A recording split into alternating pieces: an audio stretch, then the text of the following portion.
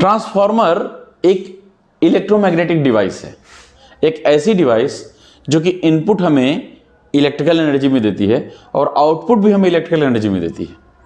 पहली बात तो ये जान लो, एक ऐसी डिवाइस जो इलेक्ट्रोमैग्नेटिक इंडक्शन के प्रिंसिपल पे काम करती है। दूसरा, जिसका कोई पार्ट मूव नहीं करता, इसीलिए ट्रांसफार्मर को एक स्टैटिक डिवाइस भी कहा जाता है। वो डिवाइस जिसका कोई पार्ट मूव नहीं करता, और किसी भी तरह की मशीन में ऐसी कोई मशीन जल्दी नहीं होगी जिसमें कोई पार्ट मूव ना करता हो। कोई ना कोई पार्ट या तो सर्कुलर मोशन या तो लीनियर मोशन करेगा जरूर, ठीक है, लेकिन ट्रांसफार्मर में कोई पार्ट मूव नहीं करता। और तीसरी सबसे बड़ी चीज जो है वो ये है कि transformer is the one of the most efficient device in electrical engineering that ever we know. मतलब ट्रांसफार्मर सबसे ज्यादा एफिशिएंट डिवाइस है, 99 98 पॉइंट समथिंग ये इसकी एफिशिएंसी होती है, बहुत कम उसमें लॉस होता है। उसका कारण क्या है उसके बारे में भी हम लोग बताएंगे, सब पे चर्चा करेंगे, ठीक है। तो पहले ट्रांसफार्मर का एक बेसिक डायग्राम बना लेते हैं।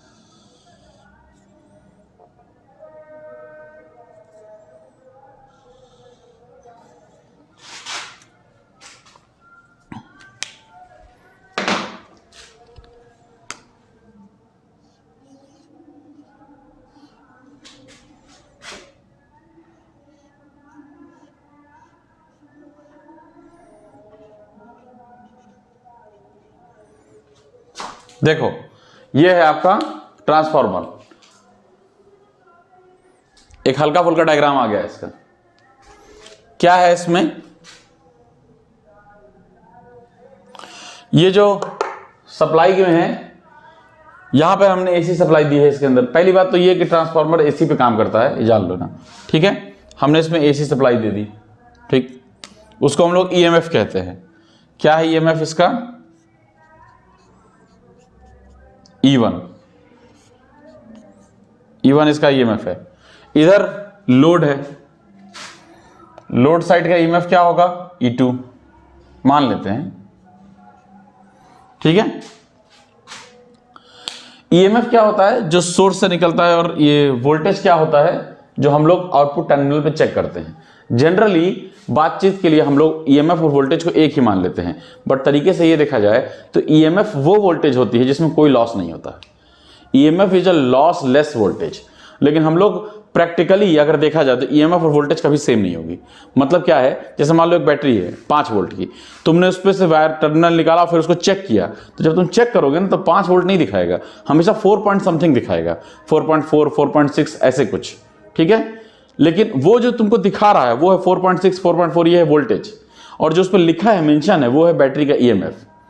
अगर बैटरी को देना कितना चाहिए, ईएमएफ के बराबर देना चाहिए, मगर दे कितना रही है, बैटरी के इंटरनल रेजिस्टेंस या इंटरनल लॉस की वजह से कुछ एनर्जी वहीं रह जाती है, कुछ वोल्टेज उसी में यूज हो जाता है, ठीक है। जैसे पेन ड्राइव होती है आप लोगों की, अगर 2 GB पेन ड्राइव है तो क्या 2 GB की स्पेस थोड़ी होती है उसमें, 1 पॉइंट समथिंग होता है, वो हर जगह होता है, ठीक है। आपकी बाइक है, उसका जो मीटर होता है उसमें जो 130 किलोमीटर रेटेड स्पीड है, लास्ट स्पीड लिखी है, क्या 130 किलोमीटर तक बाइक जा पाती है, कभी नहीं जा पाती, ठीक है, जानी उसमें चाहिए। तो कहने का मतलब क्या है, EMF is a no loss voltage, voltage is just a voltage, ठीक है। हम लोग को जब क्वेश्चन को सॉल्व करना होता है तो हम लोग ईएमएफ और वोल्टेज को सेम मान लेते हैं, बट ऐसा नहीं है। ईएमएफ और वोल्टेज की अगर तुलना की जाए तो ईएमएफ की वैल्यू हमेशा वोल्टेज से ज्यादा होगी, कॉमन सेंस की बात है, ठीक है। चलिए, तो ये ईएमएफ है, यहां पर वोल्टेज है V1, ये क्योंकि सर्किट क्लोज है इसमें इसलिए करंट फ्लो हो रही है I1, ठीक है। सिमिलरली यहां का वोल्टेज है V2, ठीक है, और ये I2। अब देखिए इसमें देखना क्या है, हम लोग को अच्छी तरह से पता है, क्या पता है अच्छी तरह से, राइट हैंड थंब रूल, उसमें क्या बोला गया था कि अगर एक कंडक्टर है, ठीक है, इसको अगर हमने उसको ऐसे पकड़ा है और इसमें अगर करंट ऐसे फ्लो होती है तो जो फ्लक्स लाइंस होगी उसके रिस्पेक्ट में ऐसे जाएगी और इसकी डायरेक्शन क्या होगी, ये होगी डायरेक्शन, ये थंब ये इस डायरेक्शन में। अगर बात समझ में आ गई, राइट हैंड थंब रूल हम लोग का ये बात कहता है, अगर ये डायरेक्शन नीचे की तरफ होती तो ये इस डायरेक्शन में, तो फिर ऐसे घूमता ऐसे, और अगर ऊपर के डायरेक्शन में तो ये ऐसे घूमेगा, ठीक है। सिमिलरली ये करंट इसमें फ्लो कर रही है ऐसे ऐसे। और एक चीज याद रखिएगा हमेशा, अगर करंट स्टेट है तो फ्लक्स गोल गोल घूमेगी, और अगर फ्लक्स स्टेट जा रही है तो करंट गोल गोल घूमेगी। एकदम पेट बात है, हम सही बता रहे हैं। अगर करंट स्टेट जा रही है तो फ्लक्स गोल गोल घूमेगी, और अगर फ्लक्स स्टेट जा रही है कहीं तो उसमें करंट गोल गोल घूमेगी, ठीक है। जैसे करंट इसमें जा रही है, यहां से ऐसे ऐसे घूमना शुरू होगी इसमें से, तो इससे क्या हो गया, यहां पर फ्लक्स जनरेट होने लग गई।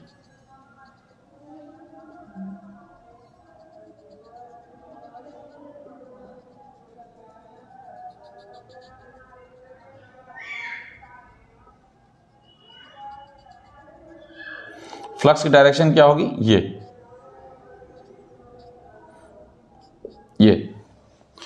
ये फ्लक्स कोर के अंदर जा रही है, कोर से इसकी वजह से इस कोर में फ्लक्स दौड़ने लगेगी,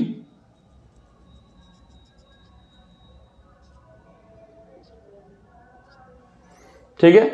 ये फ्लक्स इस वायर को कट करेगी, अगेन इसमें फ्लक्स जनरेट हो जाएगी,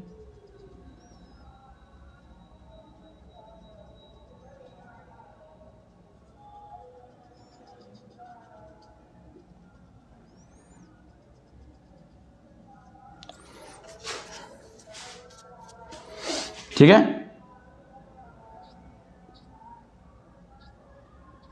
ये डायरेक्शन इसकी है फ्लक्स की, ठीक। देखो यहां पर ईएमएफ की वजह से और करंट जाने की वजह से फ्लक्स जनरेट हो रही थी, यहां पर फ्लक्स की वजह से ईएमएफ जनरेट हो जाएगा यानी वोल्टेज, और क्योंकि सर्किट क्लोज है तो करंट आएगी। सर्किट जब तक क्लोज नहीं होगा करंट नहीं होगी। देखिए अगर सर्किट ओपन है तो वोल्टेज हो सकता है, बट अगर सर्किट क्लोज नहीं है, क्लोज है तो ही करंट होगी, अदरवाइज नहीं होगी, ठीक है। यहां पर देखिए ईएमएफ था, सर्किट क्लोज था, करंट थी, इस वजह से फ्लक्स जनरेट हो गई।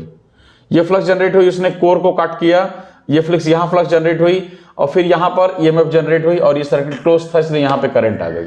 मोटे मोटे शब्दों में कहा जाए तो यहां ईएमएफ की वजह से फ्लक्स है, यहां फ्लक्स की वजह से ईएमएफ है, वाइस वर्सा होता ही है। हम लोग ये नियम जानते हैं, अच्छी तरह से जानते हैं कि E directly proportional to D phi by D T. E बोले तो EMF, rate of change of flux की वजह से ईएमएफ होता है, या फिर ईएमएफ की वजह से rate of change of flux होता है। मैग्नेटिक प्रॉपर्टी में बात बोली जाती है, ठीक है। अगर आप मैग्नेटिक मटेरियल में चल रहे हैं तो rate of change of flux की वजह से ईएमएफ होगा, और ईएमएफ की वजह से rate of change of flux होगा, दोनों वाइस वर्सा है। ये हो तो ये हो सकता है, ये हो तो ये हो सकता है। यहां फर्स्ट में देखो इसकी वजह से ये हो रहा है D phi by D T, second में देखो इसकी वजह से ये हो रहा है, इसकी वजह से ईएमएफ प्रोड्यूस हो रही है। ये बात क्लियर हो गई, ठीक है। चलो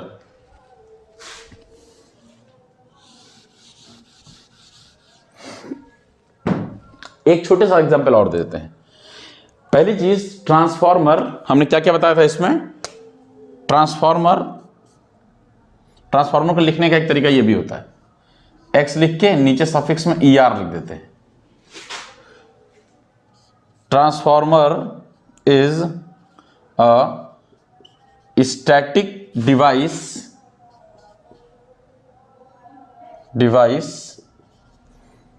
DE होगा, मुझे मेरी ग्रामर से जज मत करना, थोड़ा दाएं बाएं हो सकती है, स्पेलिंग मिस्टेक वगैरह।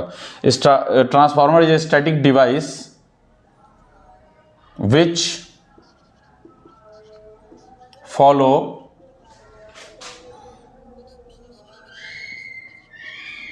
the law of electromagnetic induction। Transformer is a static device which follows a law of electromagnetic induction. Clear? एक बात समझ में आ गई? ठीक है। अच्छा, इलेक्ट्रोमैग्नेटिक इंडक्शन के प्रिंसिपल पर इंडक्शन मशीन भी काम करती है, इसी प्रिंसिपल पर इंडक्शन मशीन भी काम करती है, लेकिन ट्रांसफॉर्मर ही इसमें सक्सेसफुल है। सॉरी, गलत बोल गए, ट्रांसफॉर्मर और मशीन दोनों सक्सेसफुल है, बट ट्रांसफॉर्मर में कोई पार्ट मूव नहीं करता, बट इंडक्शन मशीन में पार्ट मूव करता है, और दोनों सेम नियम पे काम करते हैं, सेम प्रिंसिपल पे काम करते हैं। यानी d∅dt जो है ईएमएफ प्रोड्यूस करती है, वो जो अभी हमने फॉर्मूला लिखा था, ये जो फॉर्मूला हमने अभी लिखा था, E directly proportional to d∅dt, यही रूल चलता है इलेक्ट्रोमैग्नेटिक इंडक्शन में भी, सॉरी आपका इंडक्शन मशीन में भी और ट्रांसफार्मर में भी, दोनों में। ठीक है, तो फिर ऐसा क्या वजह है कि ट्रांसफार्मर में कोई पार्ट मूव नहीं करता? ये क्वेश्चन पूछा जा सकता है आपसे। ठीक है, कल को आप यहां पढ़ के गए, आगे निकले, इसके बाद आपने इंटरव्यू दिया, ऊपर वाले दिया से बार केसरो, इन सब में डायरेक्ट क्वेश्चन पूछे जाते हैं कि इंडक्शन मशीन में भी यही नियम है, ट्रांसफार्मर में भी यही नियम है, ट्रांसफार्मर का कोई पार्ट मूव नहीं कर रहा, लेकिन इंडक्शन मशीन का करता है। क्यों ऐसा होता है? सबसे पहली चीज सोचने वाली बात है। ऐसा तो है नहीं कि एक लौती मशीन है जो इस नियम पे काम करती है, नहीं। ठीक है ना? उसका कारण क्या है, उस कारण के विषय में बताते हैं। इसको समझ में आ गया इतना? ठीक, देखिए इसको मिटा रहे नीचे वाला।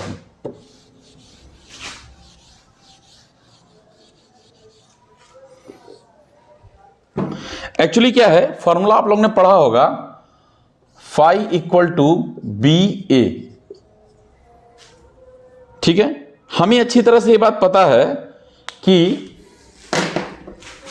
जो ईएमएफ है वो rate of change of flux की वजह से होगी, rate of change of flux की वजह से होगी, d∅dt की वजह से। फाई इक्वल्स टू बी है, हमको d∅dt चाहिए, तो इस इक्वेशन को टाइम के रिस्पेक्ट में डिफरेंशिएट कर दो। Differentiate this equation with respect to time. क्या होगा? d∅dt is equals to first term into differentiation of second term plus second term into differentiation of first term. ये दिख रहा है आपको? अब देखो इधर, मैग्नेटिक फ्लक्स डेंसिटी फिक्स है और एरिया चेंज हो रहा है टाइम के साथ, यानी फ्लक्स लाइंस फिक्स हैं, एरिया चेंज हो रहा है टाइम के साथ। कोई एक पार्ट मूव कर रहा है, इसका मतलब कोई ना कोई एक पार्ट मूव कर रहा हो और डेंसिटी फिक्स हो तो d∅dt होता है, या फिर एरिया फिक्स हो और डेंसिटी चेंज होती रहे, जो ट्रांसफार्मर में होता है। अब डेंसिटी का चेंज होना तो दिखेगा नहीं, और एरिया फिक्स रहा है मतलब कोई पार्ट मूव नहीं कर रहा, जो जहां है स्थिर है अपनी जगह पे। Area dA/dt, rate of change of area with respect to time, मतलब चलना किसी चीज का, घूमना, चलना, ऐसा कुछ। ठीक है, तो ये रूल जो फॉलो करता है, ये फॉलो करता है आपका इंडक्शन मशीन, और ये जो रूल फॉलो करता है, ये करता है आपका ट्रांसफॉर्मर। इस बात का ध्यान रखिएगा। ठीक है, यानी d∅dt के लिए हमको या तो ये हो, या तो ये हो, या तो दोनों हो। ठीक है, तो हमारा इस पे चलता है इंडक्शन मशीन और इस पे चलता है ट्रांसफॉर्मर। यही कारण है कि इसके लिए, यानी ईएमएफ के लिए d∅dt चाहिए और d∅dt के लिए ये दो कंडीशन चाहिए। अब ये दो कंडीशन इसकी वजह से भी हो सकती है, इसकी वजह से भी हो सकती है। बात समझ में आ रही है? ठीक, तो इसके लिए ये भी ठीक है, ये भी ठीक है। ये हो रहा है इंडक्शन मशीन में, यानी एरिया चेंज हो रहा है, यानी रोटर घूम रहा है उसका। ठीक है, तब भी ये बन रहा है। इसमें क्या है, magnetic field density proper change हो रही है, एरिया फिक्स है, यानी कोई पार्ट मूव नहीं कर रहा, आपको दिखेगा ही नहीं। ठीक है, यही कारण है आपका। ये बहुत ही बेसिक इंफॉर्मेशन थी जो जनरली आप लोगों को कॉलेजेस वगैरह में नहीं बताई जाती, तो पता होनी चाहिए आपको। बहुत अच्छी चीज है। ठीक है, कोई दिक्कत तो नहीं है? देखो अब हम इसके बारे में कुछ बात कर लेते हैं, इसको किसको क्या बोलते हैं। इस एरिया को प्राइमरी कहते हैं, इसको हम सेकेंडरी कहते हैं, ठीक है। प्राइमरी उस एरिया को बोलते हैं जहां पे सप्लाई मिलती है हम लोगों को, जहां पे एसी सप्लाई होती है, और सेकेंडरी उस एरिया कहते हैं जहां पर लोड होता है, ठीक है। तो हमने अपने हिसाब से 1 और 2 मान लिया है, कुछ भी मान सकते, ए और बी मान सकते, कुछ भी मान लें, ठीक है। प्राइमरी उसको कहते हैं जहां एसी सप्लाई होती है, सेकेंडरी उसको कहते हैं जहां लोड होता है, ठीक है। अच्छा, इधर का पावर क्या होगा, प्राइमरी साइड का power V1 into I1, E1 into I1 भी कर सकते हो, ठीक है। हम लोग V1 इंटू I1 लेके चल रहे हैं। सेकेंडरी का पावर क्या होगा, V2 इंटू I2, क्लियर, ठीक है। V1 into I1, V2 into I2। Transformer के बारे में एक चीज जान लीजिए, ट्रांसफार्मर एक ऐसा डिवाइस है जिसमें प्राइमरी की फ्रीक्वेंसी और सेकेंडरी की फ्रीक्वेंसी चेंज नहीं होती है, यानी प्राइमरी साइड जो फ्रीक्वेंसी होगी वही सेकेंडरी साइड फ्रीक्वेंसी होगी। Let us consider frequency as n, तो प्राइमरी साइड की फ्रीक्वेंसी n1 और सेकेंडरी साइड की फ्रीक्वेंसी n2, दोनों को ही आपस में बराबर होना होगा। ट्रांसफार्मर फ्रीक्वेंसी नहीं बदलती, पहली चीज। आइडियल केस में ट्रांसफार्मर में पावर भी नहीं चेंज होती, यानी V1 I1 is equals to V2 I2 होता है, पावर चेंज नहीं होती ट्रांसफार्मर में। इन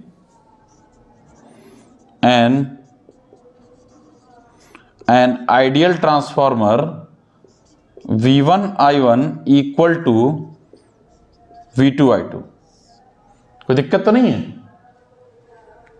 क्लियर, ठीक। हमने आइडियल बात क्यों की, क्योंकि अगर प्रैक्टिकल ट्रांसफार्मर की बात करेंगे तो ऐसा कभी नहीं होता है कि जो पावर इधर से आए उतनी पूरी पावर आपको आउटपुट में मिल जाए, कुछ ना कुछ पावर लॉस में चली जाती है, ठीक है। भले ट्रांसफार्मर सबसे ज्यादा एफिशिएंट मशीन है जो हम लोगों के पास है, लेकिन फिर भी ट्रांसफार्मर में जो इनपुट पावर होती है और जो आउटपुट पावर होती है उसमें कुछ ना कुछ पोर्शन लॉस का होता है। प्रैक्टिकल ट्रांसफार्मर में क्या होगा, इनपुट में जो पावर आएगी, मान लो जैसे 10 आई तो आउटपुट में 9 मिलेगी, 95 9 क्या 9.5 मिल सकती है, 0.5 लॉस में जाएगा। 10 आया 9.8 मिल गया आउटपुट, 0.2 लॉस में जाएगा। तो आपका जो फॉर्मूला बनेगा इन एन प्रैक्टिकल ट्रांसफार्मर वो क्या होगा,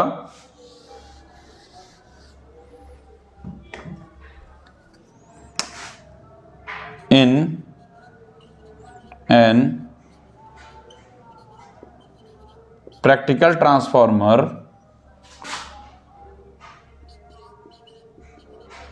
primary side power equal to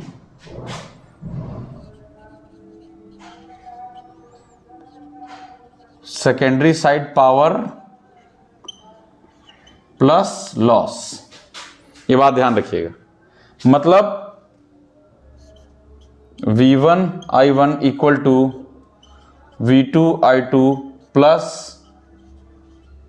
losses.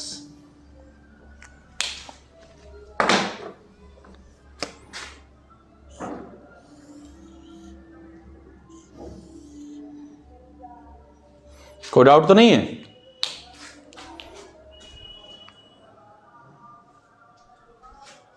ठीक है, कोई परेशानी तो नहीं।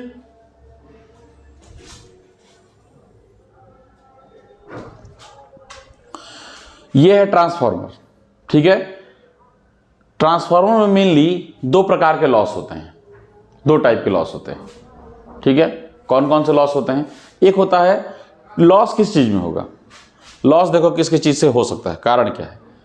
जब कोई मशीन घूम रही होती है तो एक तो उसके घूमने की वजह से लॉस होता है, जिसको हम लोग फ्रिक्शन लॉस, विंडेज लॉस कहते हैं। विंडेज मतलब क्या होता है, हवा की वजह से लॉस। अगर कोई चीज़ घूम रही है तो उसको हवा रोकेगी, कहीं ना कहीं फोर्स करेगी, तो उसकी वजह से कुछ ना कुछ फर्क पड़ेगा, तो उसको विंडेज लॉस कहते हैं, यानी हवा के फ्रिक्शन की वजह से लॉस। मोटे मोटे तौर पे कहा जाए तो फ्रिक्शन लॉस, ठीक है।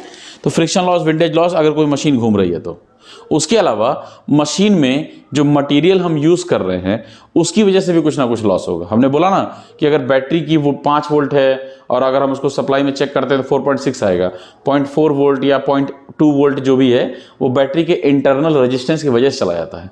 क्यों जाता है? क्योंकि बैटरी जिस मटेरियल की बनी है वो कुछ ना कुछ वोल्टेज यूज़ कर लेती है। सिमिलरली जिस मटेरियल का ये ट्रांसफार्मर बना है वो कुछ ना कुछ पावर यूज कर ले जाता है। ठीक है, अब मटेरियल ट्रांसफार्मर में क्या क्या हो सकते हैं? एक तो ट्रांसफार्मर का कोर और एक ट्रांसफार्मर की वाइंडिंग। ठीक है, इसे हम लोग क्या कहते हैं? ये जो पोर्शन है ये है आपका कोर ऑफ ट्रांसफार्मर। ये पता नहीं कैसे चल रहा है। और ये जो है आपका ये क्या है? ये जो है वाइंडिंग्स ऑफ ट्रांसफार्मर। आप चाहें तो इसका स्क्रीनशॉट ले सकते हैं। ठीक है, आराम से। ठीक, कोर ऑफ ट्रांसफार्मर और वाइंडिंग ऑफ ट्रांसफार्मर।